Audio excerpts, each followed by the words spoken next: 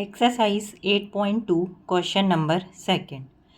ABCD is a rhombus and PQRS are the midpoints of the side AB, BC, CD and DA respectively. Show that the quadrilateral PQRS is a rectangle. So this is the question. In this question, friends, they are not giving us the diagram. तो अगर question में हमें diagram ना दिया हो तो हमें question थोड़ा सा डिफ़िकल्ट लगने लगता है, बट ऐसा नहीं है। आप क्वेश्चन को एक बार अच्छे से रीड करिए एंड उसकी हेल्प से आप डायग्राम इजीली ड्रॉ कर सकते हो। जैसे कि इस क्वेश्चन में हमें दिया हुआ है ABCD एक रोम्बस है, तो हम एक रोम्बस ड्रॉ कर लेंगे जिसको हम ABCD नाम दे देंगे एंड फिर उसकी साइड्स के अकॉर्डिंग हम PQRS उसके मिड पॉइंट्स को राइट कर देंगे। तो पहले इतना करते हैं, देन आगे का देखते हैं। With the help of scale, you can easily draw the diagram. See, first of all we will draw a rhombus. तो यहाँ पे इस तरीके से एक rhombus ड्रॉ कर लेंगे। 1 2 3, ये मैंने 3 लाइंस लिए। So just to make the symmetry I will also take, first of all I think I should draw the diagonal so that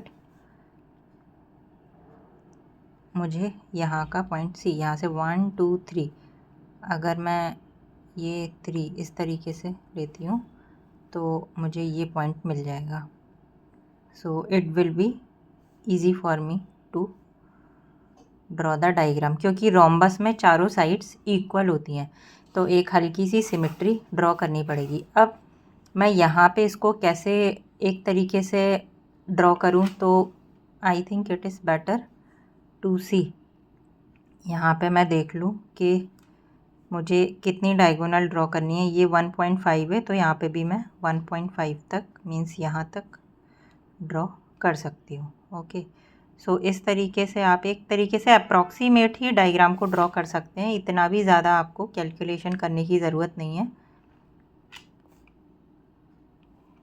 तो ये हम इस तरीके से एक, but in examination friends just make sure use pencil.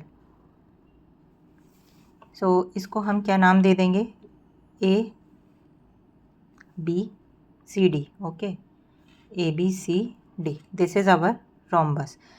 तो P हमारा किसका मिड पॉइंट है, AB का, because they are using the word respectively. Respectively का मतलब क्या होता है, लाइन से P AB का है, Q BC का। तो इस तरीके से यहाँ पे हम अप्रॉक्सीमेटली लाइंस के मिड पॉइंट्स ले लेंगे, लाइक दिस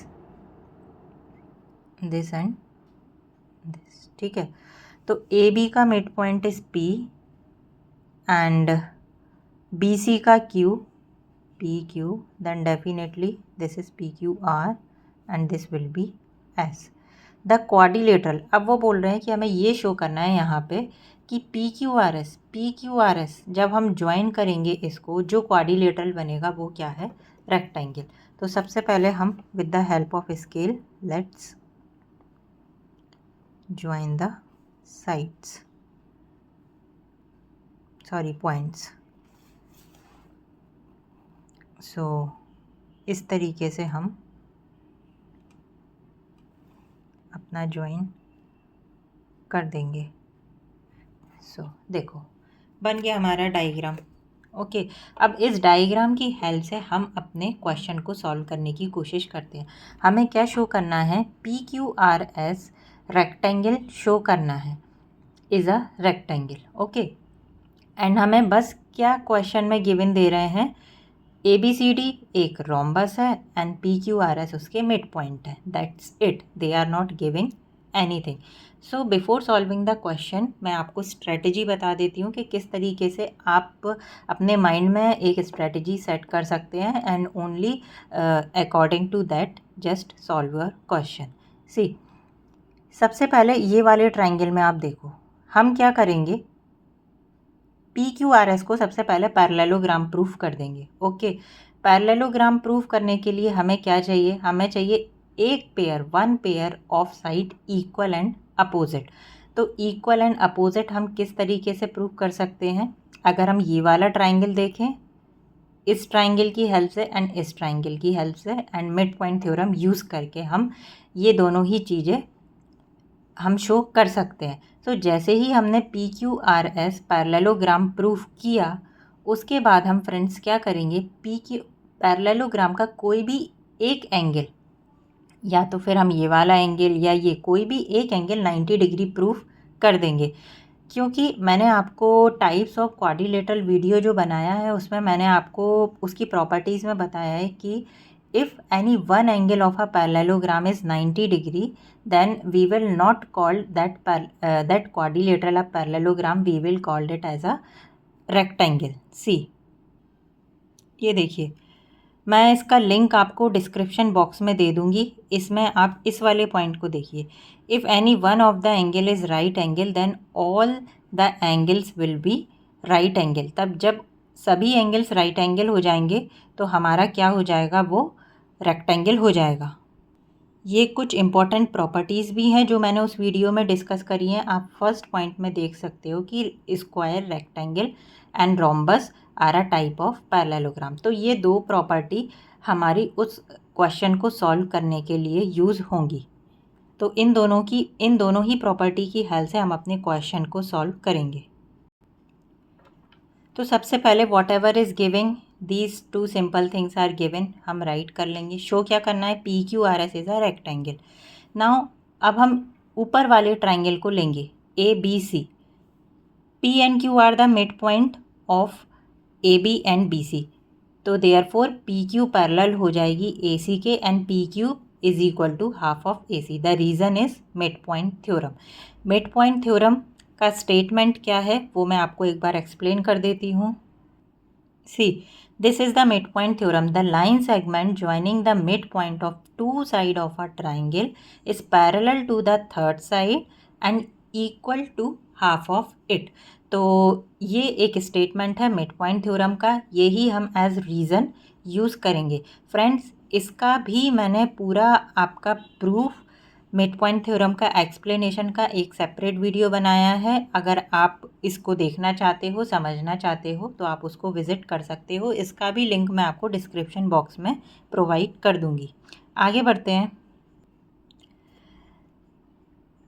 इसको हम इक्वेशन फर्स्ट दे देंगे। सिमिलरली हम ये नीचे वाला ट्राइंगल लेंगे और जैसे हमने ऊपर किया उसी तरीके से हम क्या शो कर देंगे कि SR पैरेलल है PQ के या PQ इज इक्वल टू है SR के, क्योंकि S and R are the mid point of AD and DC।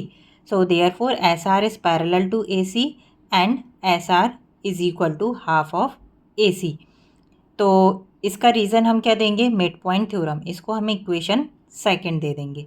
Okay, next, अब from equation first and second से you can see AC common है, इसलिए हम क्या लिख सकते हैं, PQ is parallel to SR and इन दोनों को अगर हम कंपेयर करें then what we could write, PQ is equal to SR। So now we can say that PQRS is a parallelogram. Why? We have already proved above that PQ is parallel to SR and it is equal to SR, and this is the property of parallelogram. If any one pair is equal and parallel then we will call that quadrilateral as a parallelogram. Now see, मैंने आपको बताया था हम सबसे पहले क्या करेंगे, इसको पैरेललोग्राम प्रूफ कर देंगे। अब नेक्स्ट स्टेप हमारा ये होगा कि हम कोई भी एक एंगल को 90 डिग्री प्रूफ कर देंगे। तो हम ये वाले एंगल को 90 डिग्री प्रूफ करेंगे। तो इसी के लिए हमने इसको MNL नेम दे दिया है। इसको हम 90 डिग्री प्रूफ कैसे करेंगे, हम ये छोटे से मीन्स LQNM को पैरेललोग्राम प्रूफ कर देंगे। जैसे ही हम इसको पैरेललोग्राम प्रूफ करेंगे हम क्या आगे राइट करेंगे कि ये वाला एंगल इसके इक्वल होगा। रीज़न क्या जाएगा, opposite angle of parallelogram are equal.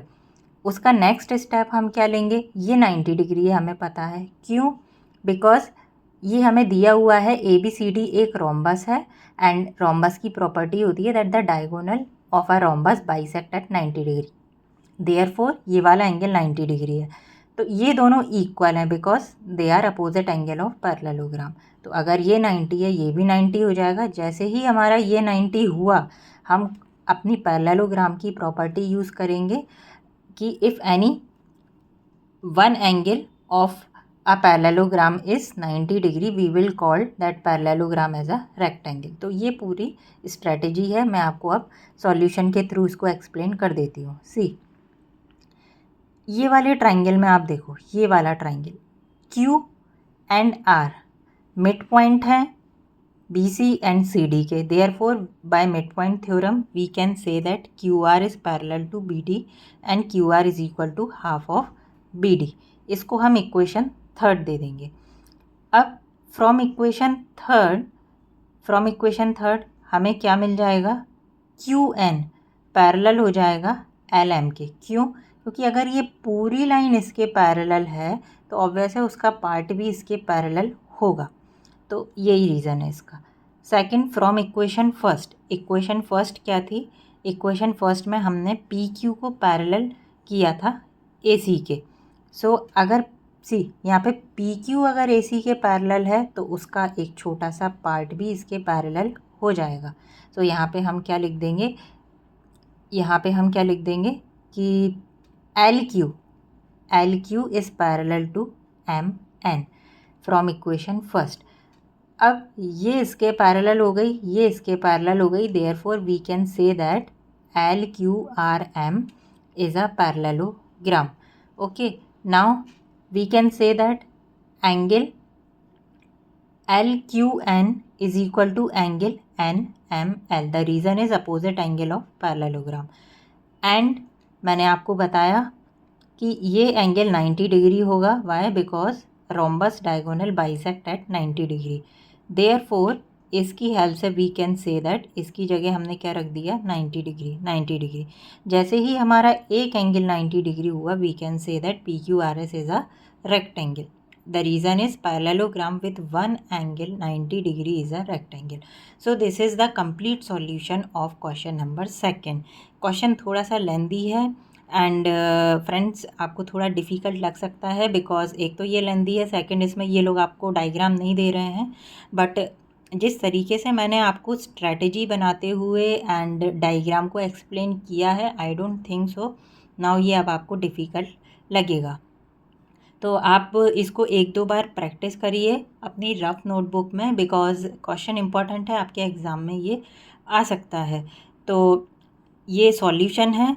And friends आपको मैं एक चीज़ और बोलूँगी कि अगर आपको ज्योमेट्री के क्वेश्चन सॉल्व करना है then you has to know all the properties of each and every quadrilateral, because if you know the properties, you know the midpoint theorem, then only you can use them to solve your question. otherwise आप confuse हो जाओगे and geometry के questions को आप उनके solutions को याद करके आप एग्ज़ाम में एज इट इज़ नहीं लिख सकते हो। आप कहीं ना कहीं मिस्टेक करोगे एंड जितनी भी प्रैक्टिस आप कर लो आप उसे भूल जाओगे if you don't know the properties.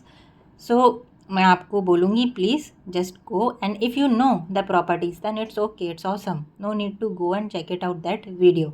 But if you don't know the properties, the mid point theorem, then go, I would just provide the link in the description box, go and check it out. So next video में question number 3 को discuss करेंगे। Thank you.